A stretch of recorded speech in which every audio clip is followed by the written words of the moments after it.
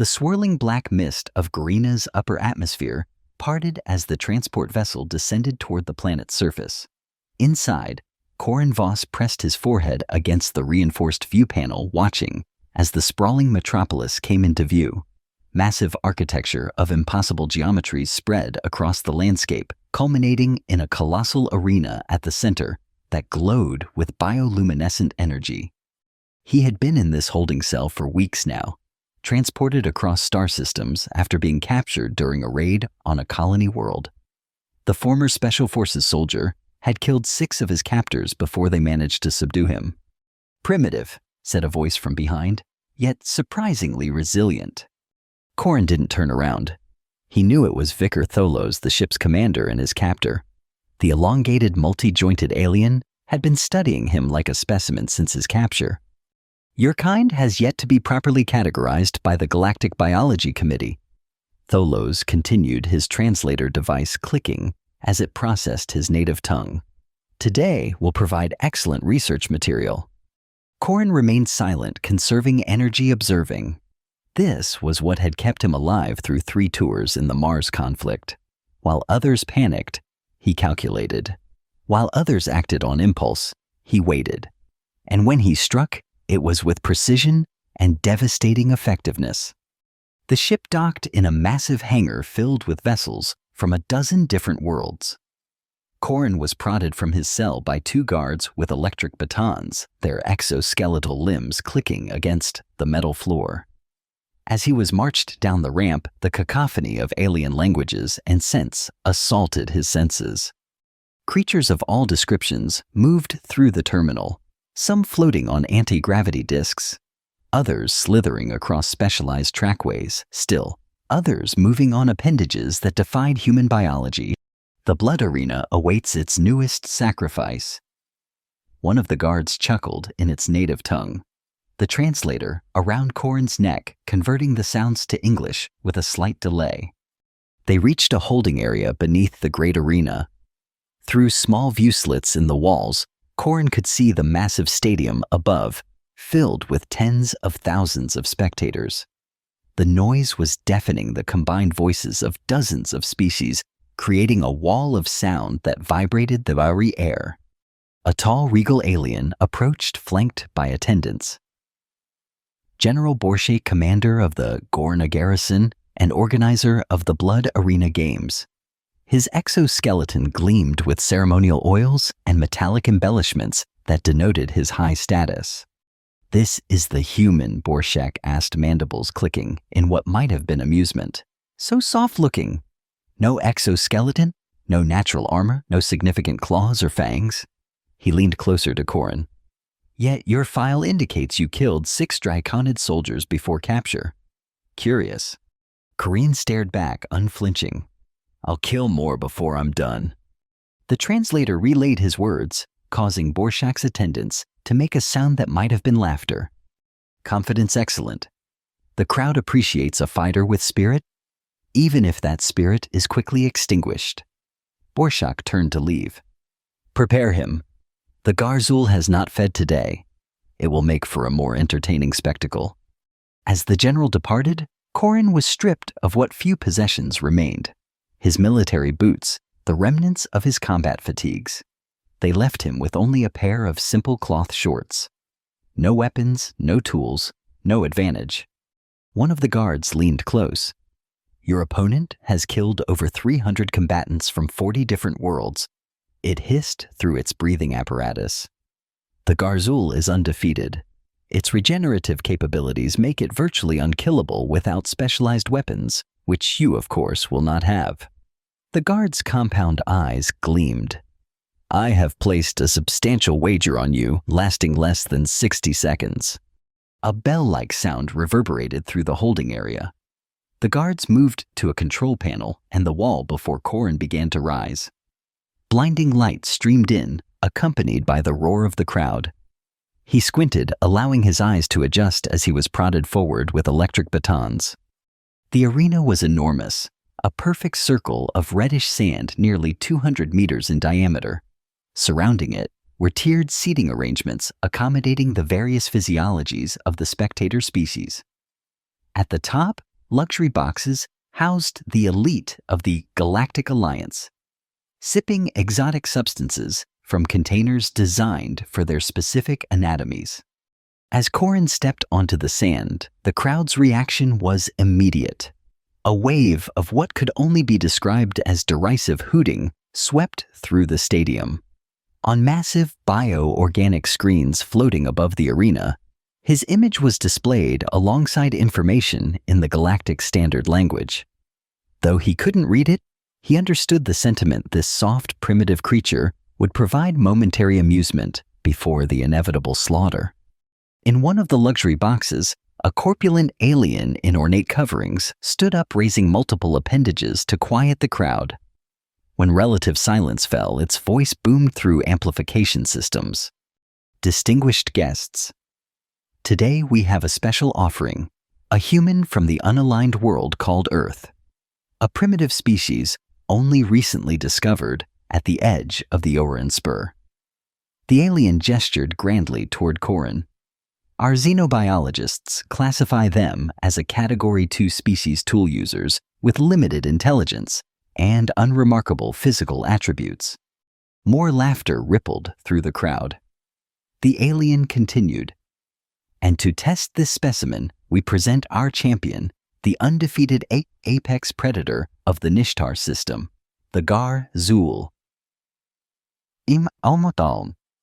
The opposite wall of the arena rose, and something massive moved in the shadows.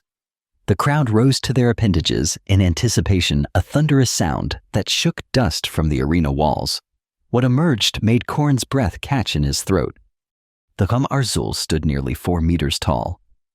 A nightmare fusion of reptile, insect, and something entirely alien. Its mind was a mottled pattern of deep purple and black, covered in chitinous plates that overlapped like armor. 6 limbs extended from its torso, 4 ending in hooked claws for locomotion, 2 specialized upper limbs that terminated in grasping appendages with serrated edges. Its head was a horror of evolutionary efficiency, no visible eyes, but sensory pits along what passed for a skull and a mouth that split 4 ways, revealing rows of teeth that seemed to be made of some crystalline substance rather than bone. The crowd went wild as the Gar-Zul reared up on its 4 lower limbs, spreading its upper appendages wide and emitting a roar that was more felt than heard, a subsonic rumble that made Corin's internal organs vibrate uncomfortably. The corpulent announcer raised their appendages again. I would normally at this point explain the rules, but there is only one survive if you can. More laughter. And to make things interesting, I personally will consume my own ceremonial robe if this human lasts more than 2 minutes against our champion. The crowd roared its approval, and a countdown began on the floating screens. Corin centered himself, breathing deeply, assessing. The Gar-Zul was circling, now its movements revealing surprising agility for such a massive creature. It was testing the air, those sensory pits, likely gathering information about this new prey. 3, 2, 1. A gong-like sound echoed through the arena, and the Gar-Zul charged. It moved with shocking speed, covering half the arena in seconds. Any normal human would have frozen in terror or attempted to flee. Both responses would have resulted in immediate death. Corin did neither. Instead, he watched the creature's gait, noting the rhythm of its movement, the way its weight shifted from limb to limb. As it closed the distance, he waited until the last possible moment before diving sideways, rolling through the sand and coming up in a crouch. The Gar-Zul's momentum carried it past him, its massive form gouging furrows in the arena floor as it skidded to a halt. The crowd's reaction was mixed, some cheering the human's evasion, others booing the delay of bloodshed. The Gar-Zul spun with surprising grace, its sensory pits fixing on Corin's position. It charged again, but this time it was more cautious, ready for another evasion. Corin moved again, but differently, feinting left before cutting right, staying just out of reach of those grasping upper limbs. As he moved, he studied the creature's anatomy, looking for weaknesses in the overlapping plates, noting how they shifted with the Gar-Zul's movements. 60 seconds passed. Then 90. The crowd grew restless, some beginning to murmur in surprise. The human wasn't just running. He was systematically testing the creature's responses, probing for patterns. In the luxury box, the announcer was shifting uncomfortably, eyeing his ceremonial robe with new concern. In one of the mid-tier observation seats, a slender alien was recording the encounter with specialized equipment. Narkai xenobiologist and scholar found himself fascinated by the human's behavior. Unlike other prey species thrown into the arena, this one showed no panic, no desperate flailing. There was purpose in every movement. Fascinating, Narkai murmured, adjusting his recording device. It's analyzing the Garzul's movement patterns. I've never seen prey behave this way. 2 minutes passed.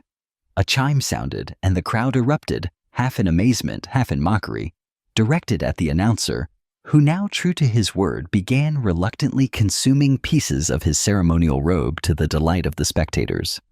But Corin wasn't paying attention to the spectacle. He had identified 3 potential weaknesses in the Garzul.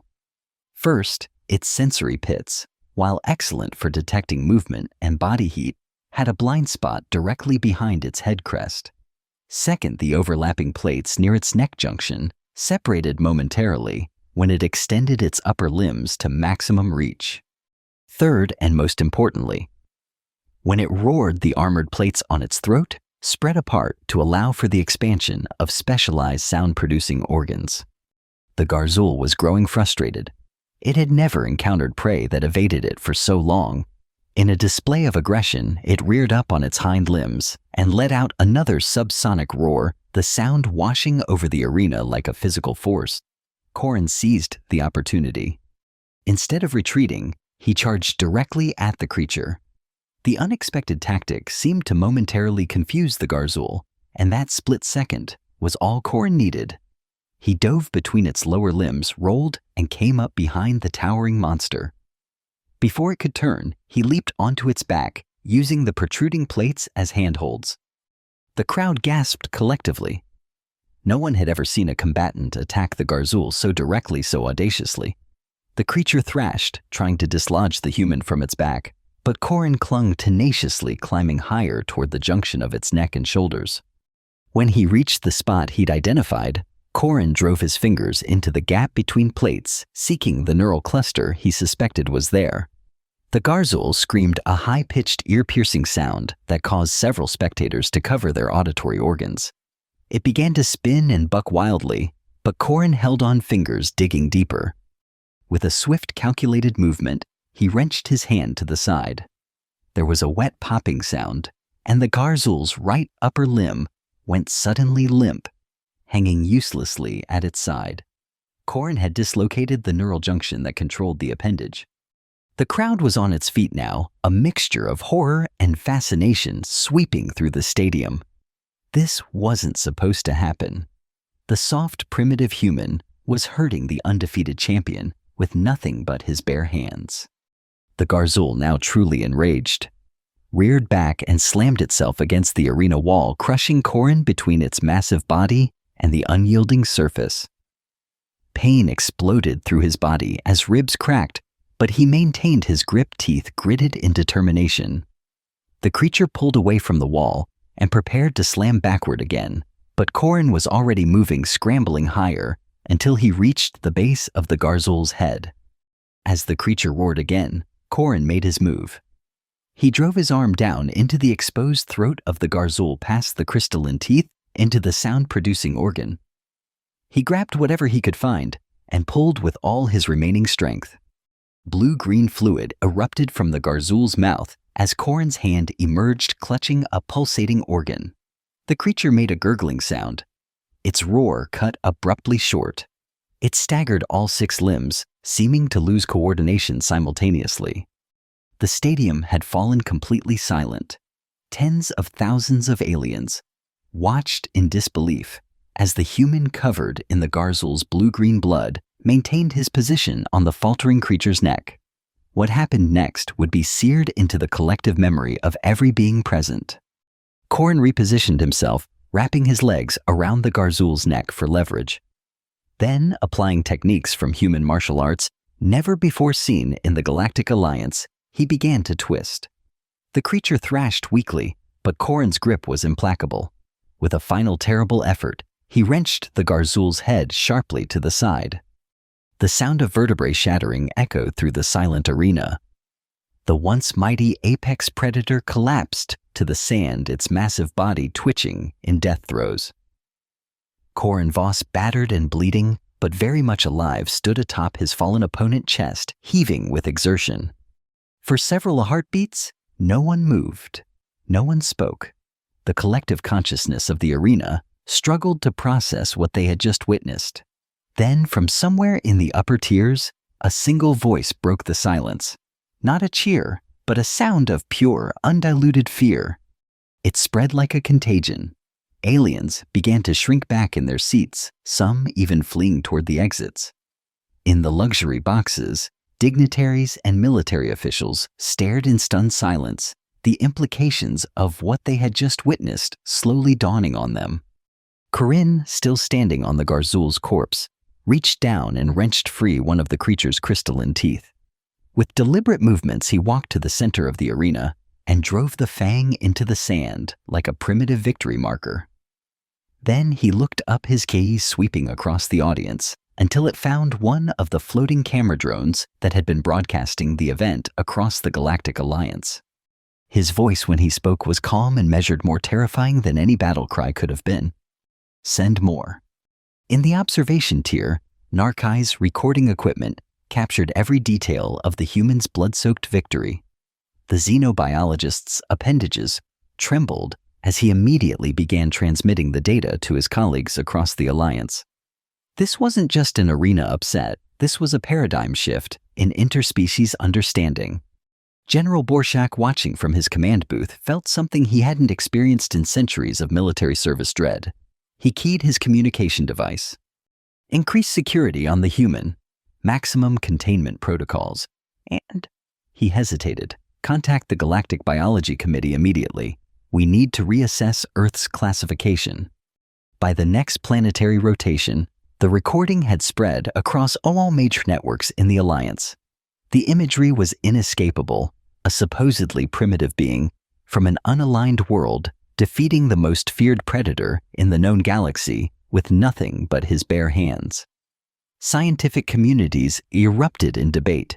Military strategists held emergency sessions, and the general public oscillated between fascination and terror. 3 days later, the Galactic Biology Committee released its official reclassification. Earth was now designated a Class 5 death world. Its inhabitants considered extremely dangerous and requiring special containment protocols for any interaction. In the aftermath, the blood arena fell silent. No more events were scheduled. The practice of using sentient beings as combatants was suddenly being questioned across Alliance space. And in a secure holding facility beneath Gorina's capital city, Corin Voss waited, knowing that his actions had forever changed humanity's place in the galactic order. The door to his cell slid open, revealing a familiar figure, Narkai the xenobiologist, who had recorded his victory. You've caused quite the disturbance, human, Narkai said, mandibles twitching nervously. Karina looked up from where he sat cross-legged on the floor. That was the idea. Narkai moved closer, though still maintaining a cautious distance. The Alliance is in chaos. Your species was considered insignificant, barely worth monitoring. Now there are calls to establish diplomatic relations trade agreements. Others demand preemptive military action against Earth. Karine smiled thinly. We have a saying on Earth, speak softly, but carry a big stick. You people needed to see the stick. The Alliance has existed for 50,000 years, Narkai said. In all that time, we've cataloged millions of species. Never have we so severely misjudged one. The xenobiologist hesitated. May I ask you something, as a scholar? Corin nodded once. The Garzul. How did you know where its vulnerabilities were? Our best scientists spent decades studying it. Your scientists observed, Corin replied. I hunted. There's a difference.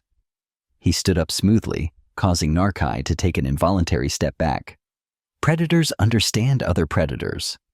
Narkai's external breathing apparatus fluttered rapidly.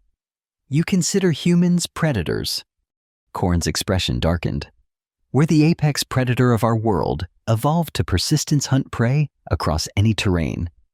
We can regulate our body temperature, heal from incredible injuries, and adapt to almost any environment. Our ancestors chased animals until they collapsed from exhaustion before we even had weapons. He stepped closer to the barrier separating them. And that's just our bodies. Our minds are worse. Worse. Narkai's voice was barely a whisper. We're pack hunters who developed abstract thought. We don't just kill to survive, we research, we plan, we imagine new ways to dominate. Your mistake wasn't putting me in the arena with the Garzul. Your mistake was showing the galaxy what happens when you corner a human. Across the city in the Planetary Administrative Complex, an emergency council was in session. Representatives from 17 major species debated furiously about the human situation. General Borshak stood at the center facing their combined scrutiny. This single event has destabilized centuries of established order, thundered a representative of the Silicon consciousness, their holographic form flickering with agitation. A primitive species should not have been able to defeat a Garzul with bare manipulator appendages. It defies biological logic. The human must be an anomaly, suggested the mercurial ambassador, their liquid metal body rippling. One exceptional specimen doesn't justify reclassifying an entire species. Dr. Helith, chief xenobiologist of the Alliance Science Division, activated the central display. Images of Earth appeared, its varied ecosystems, its teeming cities, its military conflicts. Our preliminary reassessment indicates this was no anomaly, Helith said, compound eyes shifting rapidly. Humans evolved on a high-gravity world with extreme temperature variations, aggressive pathogens, and hundreds of apex predators. Their bodies process toxins that would kill most sentient species. Their endoskeletal structure, while appearing fragile, has remarkable tensile strength and regenerative capabilities. The display shifted to show human athletic competitions, military training exercises, and entertainment combat sports. Most disturbing, Helith continued, they voluntarily engage in physical combat for recreation and social status.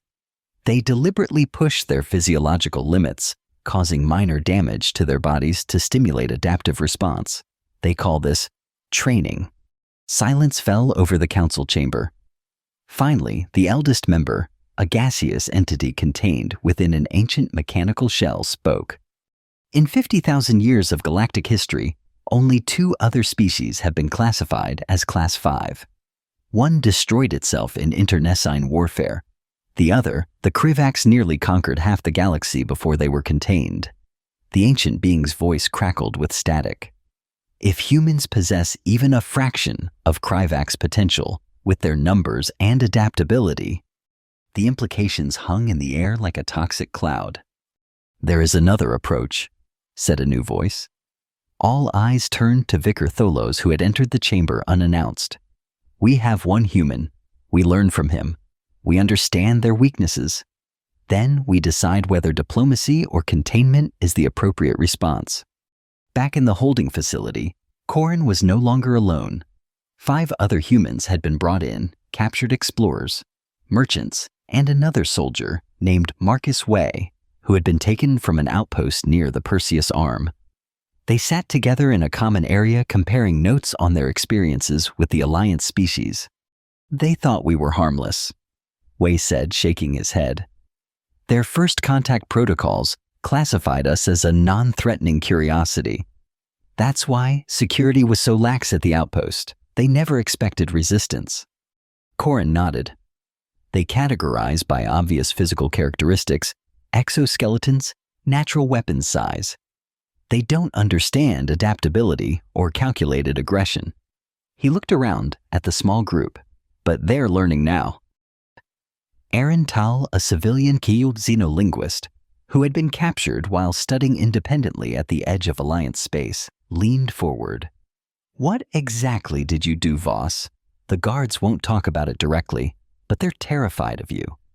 I overheard one say that all arena events have been suspended indefinitely.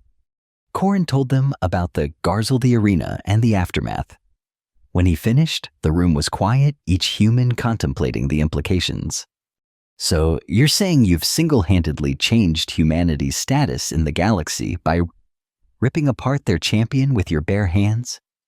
Asked Diana Chen, a merchant captain whose ship had been seized in what the Alliance claimed was restricted space. Not changed, Corin corrected.